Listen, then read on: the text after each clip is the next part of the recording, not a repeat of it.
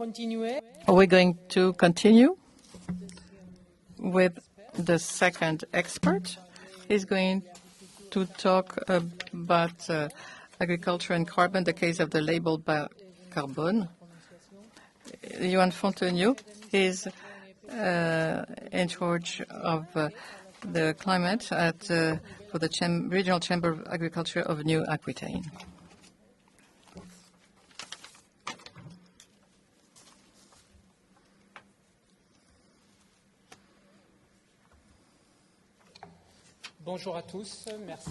Good afternoon. Thank you for your invitation. So my presentation will focus on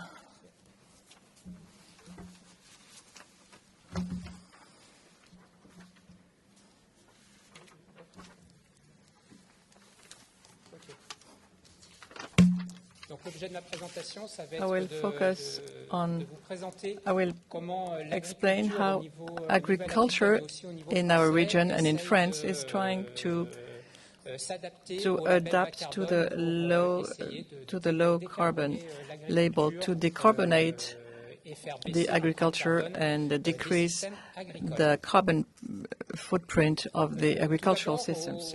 First of all, in terms of agriculture, it's different from forests.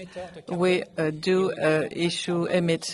we have carbon emissions, and it contributes to 20% of the greenhouse gases. It's about 85 million equivalent tons of CO2 emitted by agriculture per year. So you see, in 2015, we had an objective of reduction by 45% by 2050. It's a major challenge. And when we look at the main sources of emissions from the agriculture, the three major sources, the most important, the meanest, is nitrogen peroxide. It's about 50% of greenhouse gas emissions, and it's very mean because it has a heating power 300% times higher than carbon dioxide, and it lasts in the atmosphere for 120 years. The second gas, which is not as mean but is methane, is emitted by the digestion of animals and especially cows. And it's about 40%, it accounts for 40% of greenhouse gases in agriculture, and it has a heating power which is 28% higher than CO2, and it has a longevity of 12 years in the atmosphere. And finally, carbon dioxide, 10% of greenhouse gases, is the use of machines, fuels and energies around it. For information, the longevity of CO2 is 100 years in the atmosphere. So this is for the negative part of agriculture, but there are positive sides because it can be a source of solutions to decrease the greenhouse gases through biomass and sequestration of carbon in the soils. And we can accumulate greenhouse gases the same as for trees and forests. A study from INRA in France estimates that for cattle farms, 30% of total emissions are offset by storage, especially by the grasslands. In the major changes and the agricultural transition in the next 30 years, the French government is now defining the major evolutions and drafting a plan to position the agriculture at the center of these challenges. The first one is to obtain food sovereignty of France. Then another challenge is to produce biomass. For instance, agriculture, by maintaining hedges, can produce energy wood to meet the needs of neighboring villages. And methanization and valorization of the manure to feed the methanizer and create gas or electricity. Of course, one of the major challenges is to reinforce carbon sequestration in the grasslands and in crops, so that the agricultural areas become real carbon sinks. Where is the carbon being stored? This morning we heard that the sequestration potential of grasslands is equivalent to that of the forests. We're talking about sequestration in the superficial soil between 20 and 30 centimeters. You see the researchers estimate that a grassland could store 80 tons of carbon per year, equivalent to the forest. But you see the forest has a potential sequestration, air sequestration potential, which is higher. If we look at this very simple graph, if we decide to plant, to have a grassland to replace field crops by grasslands, we increase the sequestration potential. And if we deforest and put a parking to replace a forest, we have a carbon negative storage.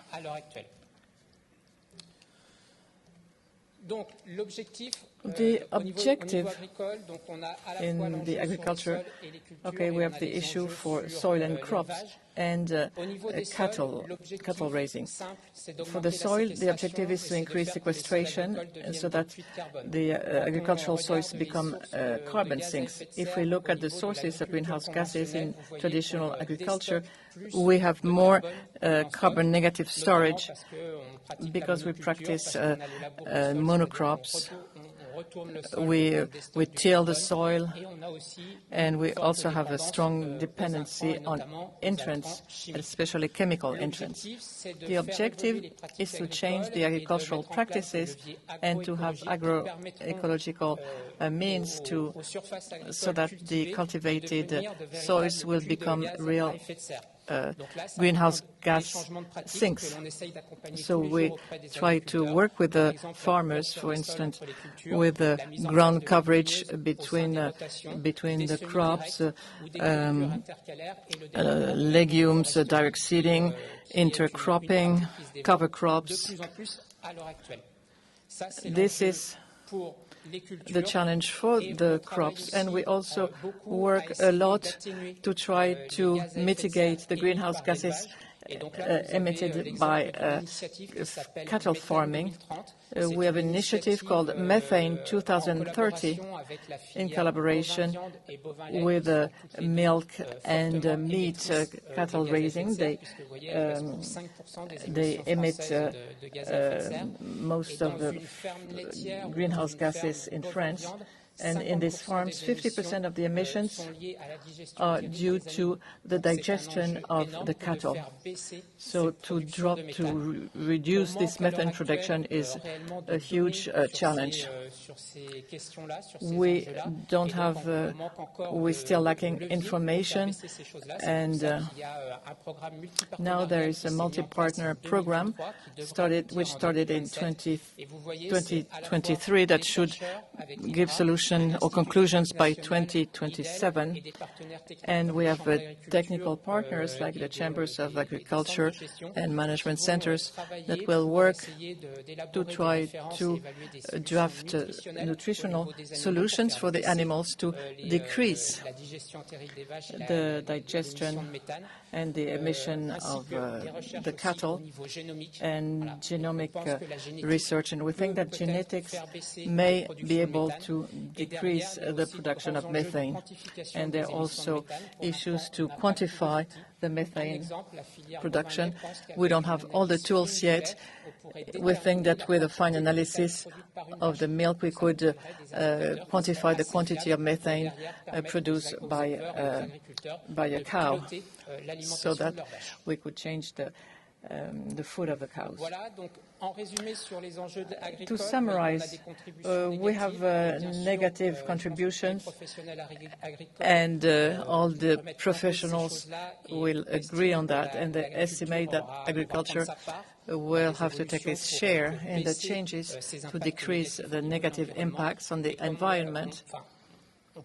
We also think that agriculture can provide solutions and can have positive contributions, especially in terms of biodiversity, carbon storage, and the maintenance of the landscapes. Many times today we heard that the co-benefits, there are co-benefits, and there is major work to say that beyond the sale of the carbon credits for mitigation, we also need to talk about the eco-benefits generated by agriculture. In our region, in New Aquitaine, we are an agricultural region with a lot of cattle farming, and there is really an issue around on the agroecological asset of the farms, of polyculture farms, if we want to have less entrance, less oil-based entrance. If we use more manure from the cattle farms, maybe that could be a solution. And this is being discussed now. Concerning how we try to coordinate around the low-carbon label, it was presented this morning. There is a certification framework. The different sectors of activity can propose methods to the state, to the Ministry of Environment. They are validated, and we're going to see the methods. There are six methods are currently certified and have the label. The major one is Carbon Agri method, developed by the Institute of Breeding, a national technical institute. It's a method to target on the reductions of greenhouse gas emissions for cattle farming. There's only one operator for this method because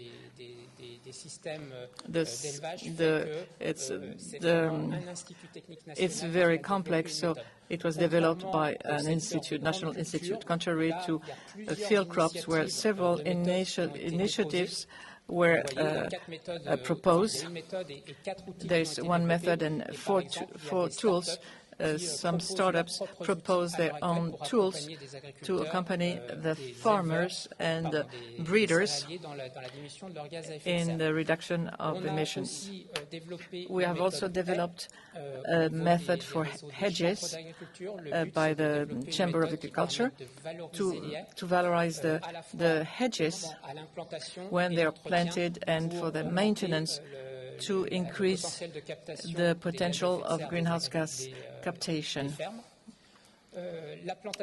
Planting of orchards developed by the company of almonds, and we have private initiatives. For instance, Sobac company is focusing on the management of entrance. They have a product which enriches the soil in bacteria, and this can decrease the use of petrochemical entrants. This was validated by the Ministry of Environment. I would be interested in seeing how the European Union, what is the opinion of what will be the opinion of the European Commission. And the ecomethane method, we decrease by adding something in the food of the cows will reduce the emissions. So behind these methods, there was the creation of different diagnosis tools, carbon extract, you can see them here. And behind this tool, there is an organization of services that are coherent to invite the farmers to join these methods, to use these methods. An individual farmer will never go into a 5-year low-carbon program if he's not being coached or being accompanied. This is why we created Acclena for farmers. We are project developers. We have field advisors to work with the farmers, and we try to have a collective answers from the farmers. And we work together with agents, structures, which apply at the ministry to obtain certification. We have two, France Carbone Agri and Cooperative Carbone here. They're here in this audience. We have technical operators. Us, Acclena, we're not working with the farmers. We must have technical operators. They have trained advisors, and they work with the farmers. There can be cooperatives, chambers of agriculture, management centers. This is really open to different partners. Of course, the purpose is to raise awareness among the farmers, and finally, once we have the label, is to prospect contributors, companies, communities, or individuals who wish to compensate their carbon footprint on the carbon voluntary market. This is the structure of the low-carbon label in the new Aquitaine region. You see in the center we have Acclena. We are really at the center. We're working between the technical operators and the farmers, and then you have the agents who submit the applications to the ministry to find funding companies that would be interested in buying the carbon credits from our farmers.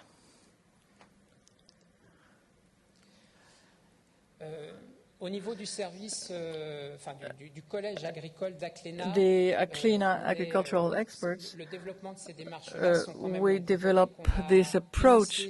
We initiated the first approaches in 2019, and only in 2024 we are prospecting contributors, and we want to sign contracts. What happened over these 5 years?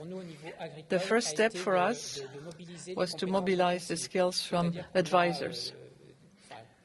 We have many operators which provide advice to the farmers, and we had to train them around carbon, to train them to use diagnostic tools that are certified by the ministry and the low carbon label, and work with them to set up, to draft an action plan to work with the farmers. For that, we had a national initiative, and this was funded by the state, and we were able to to organize this action at the national level and at the regional level. Once we organize this regional ecosystem, the objective is to have exchanges between advisors to share the action plans, because they need to have we need a global approach. We cannot work only on decrease of methane from a cow without working on the crop rotation to produce fodder. So it's a complex approach, and it requires to train train our advisors. Then, once we were recognized, we had to maintain this offer and make it visible. So now we succeeded in working with 50 farmers. The example of a technical operator, the agricultural chambers, they have a direct relationship with the farmers on a daily basis. You see how they worked. It's a personalized pathway. The first thing is to meet the farmer, to make him aware of the greenhouse gases. We need to have a first diagnosis, and then he can position himself. Once the farmer has assessed himself, he will see whether he wants to go further, and if he accepts, he has to be trained and progress and also invest in his farm. That's where the low-carbon label is interesting, because the sale of carbon credits generated by the decrease in greenhouse gases makes it possible to offset part of the investments.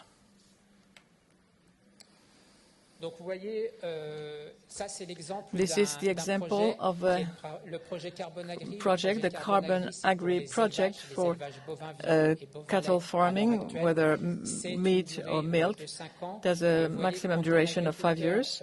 When the farmer starts, once the project is notified, he has 6 months to complete a diagnosis on the farm and submit an action plan and say what tools he's going to use to reduce the greenhouse gases on its farm.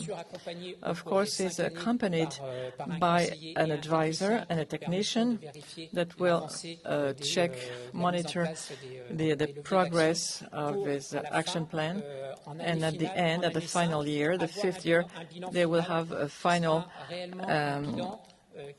evaluation to quantify the success of the quantification of greenhouse gases. And this final assessment of avoided carbon quantities will enable a sale of the carbon credits.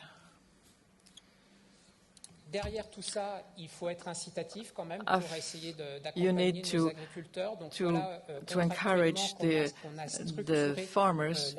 So this is how we organize the carbon compensation of the different operators. Of course, the essential part is the farmers.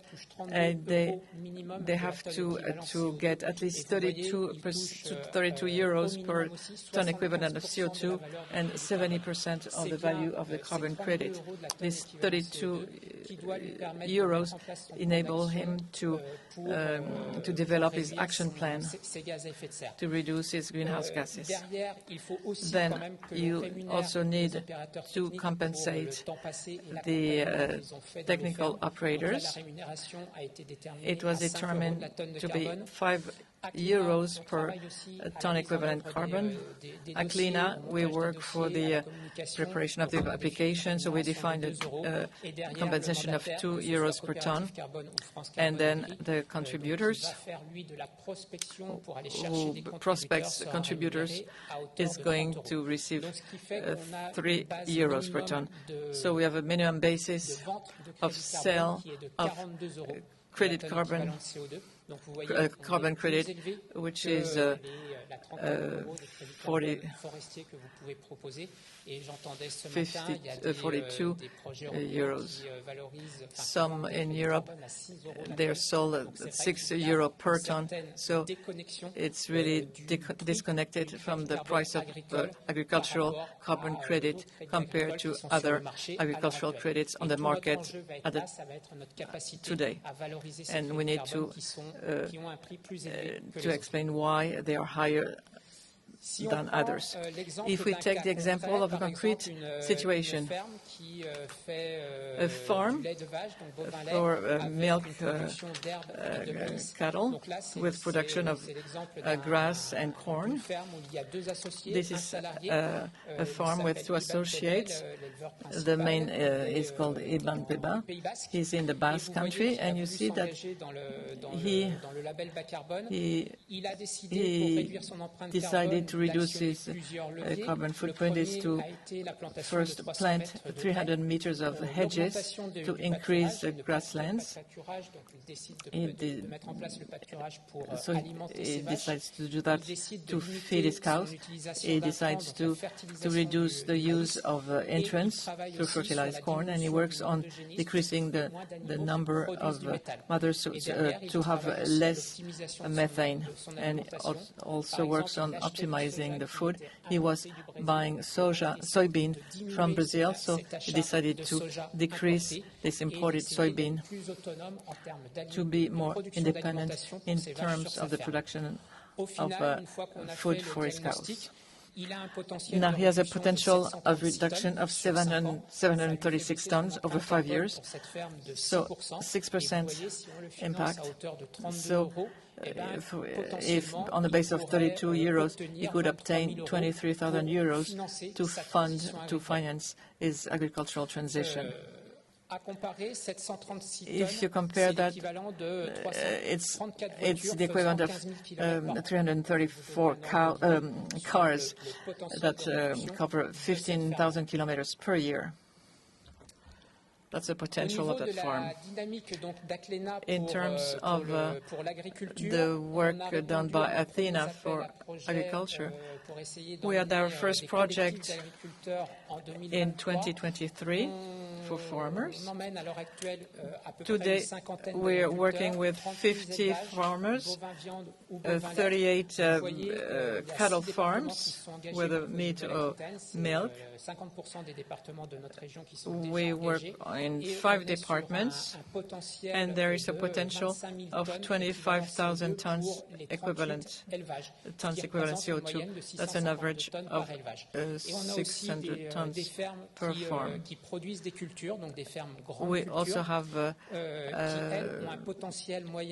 other farms for field crops.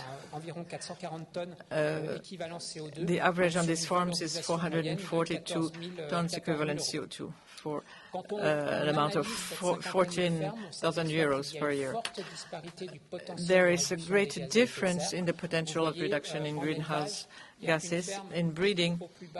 In cattle farms, 20 tons, and another farm of 1,900 tons. So both the potential of reduction is not the same for greenhouse gases, and of course the economic compensation is not the same. And for field crops, the average compensation would be 15,000 euros over 5 years. This is the complexity of the low-carbon label and the difficulty we have in working with farmers, because to have these 50 farms, we had to prospect between 150 and 200 farmers.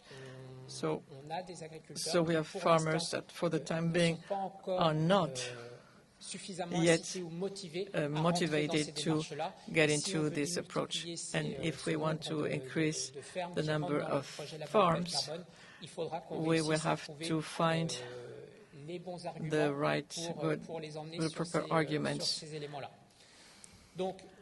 to make them adhere. In conclusion, we complete diagnosis, but it's not enough.